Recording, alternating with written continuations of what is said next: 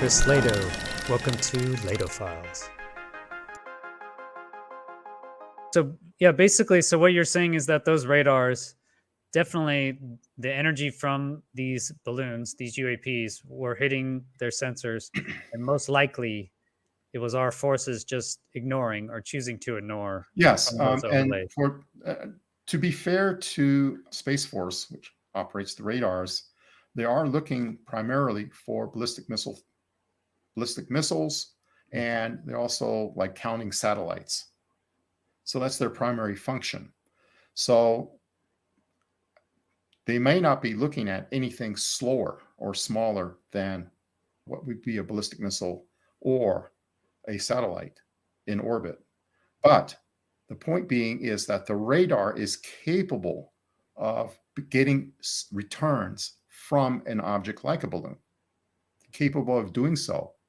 But perhaps it was being quote unquote filtered on the receiver end, that they were ignoring the capabilities of the radar detect. And all they did was to turn on the interest of the humans on the ground operating these radars. And now you will be interested in these slow moving targets that you used to ignore. So that's the filter. It's not a technical filter. It's a human factors engineering filter. Pay attention to this now.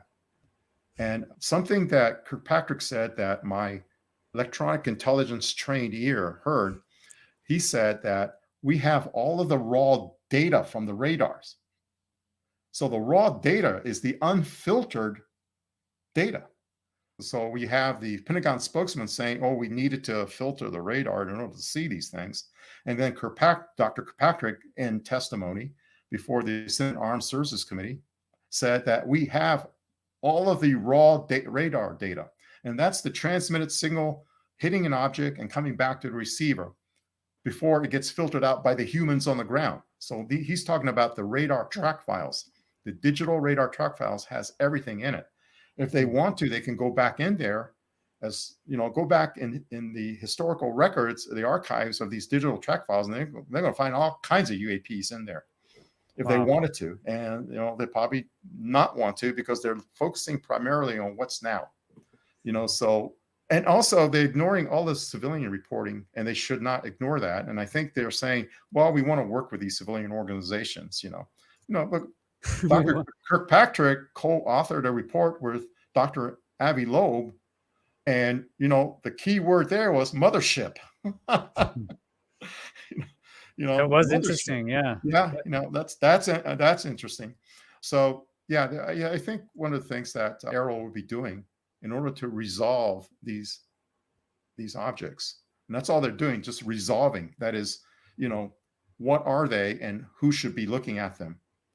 That's the resolution. They're not trying to disclose anything. It's not a disclosure office. So forget about having any future congressional hearings about disclosure. And I know UFO Twitter gets spun up every time a hearing's announced. Oh, we're going to get disclosure, or maybe not.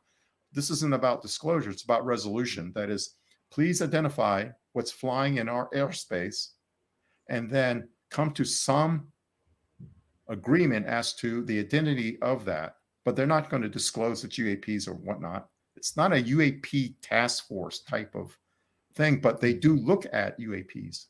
So it's resolution. And then who does it belong to? So say, yeah, these are interesting and we need to study these. This is someone else's problem. So they can look at it because they have more expertise. They have the resources and they have the people to look at it. And then the others are like, gee, extraterrestrial. Did people catch that he used the word extraterrestrial in his briefing? He did. Yes. Go look back at those transcripts. And he categorized 3 categories, and the last one was extraterrestrial. So that's a hint about what he's looking at. It is interesting. He also said they have no credible evidence of extraterrestrial or off-world technology. Let's translate that. He has no credible evidence of these objects coming from tens of light years or hundreds of light years away. And that's his way of saying, sometimes when we detect these objects, they're coming out of the water on our planet, going back into the water on our planet, or coming out of a landmass on our planet. That's not extraterrestrial, that's terrestrial. So what he's saying, let's interpret that. I'll interpret it for Dr. Kirkpatrick. We have no evidence that these objects are coming to us from tens or hundreds of light years away. Zeta Reticuli, the grays supposedly come from Zeta Reticuli, and that's 39 light years away. He's saying we have no evidence that they're coming from 39 light years away. What he didn't say, and if I was Senator Gillibrand, I would have followed that up and said, well, they're not extraterrestrial. Could they be ultra-terrestrial? Are they coming from the Earth? Are they coming from the oceans or from the landmass?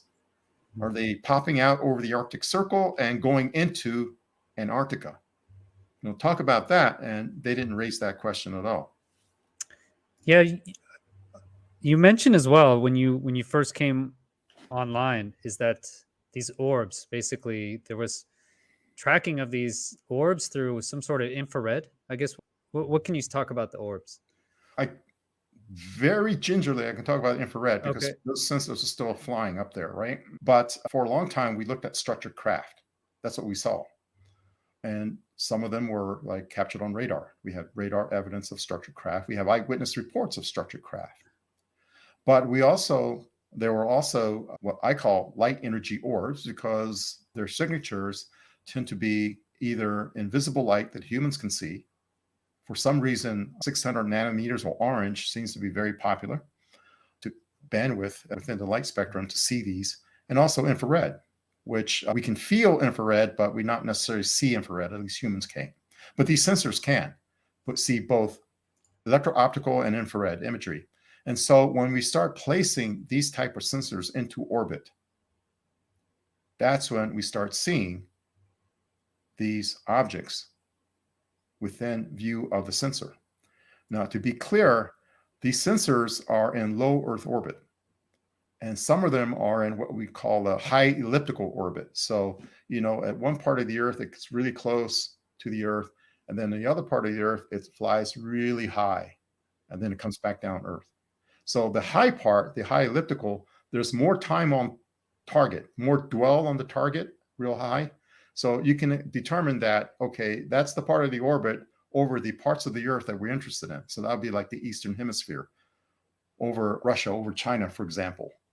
That's where the high part comes in, and then it comes low. And the low part might be where the downlink stations are, where they dump the data. So you want to be low for that and high for the actual collection of the data. And I can... Yeah, to transfer the data faster. And it makes sense. Yeah. Your geosynchronous... Well, there's a network of data satellites that relay the data. So basically internet hubs in space, if you will. So you can get a little hub and extend your network, and you can have like a little mesh network. When we had the sensor capabilities, that's when we started seeing the orbs. And I can say that much.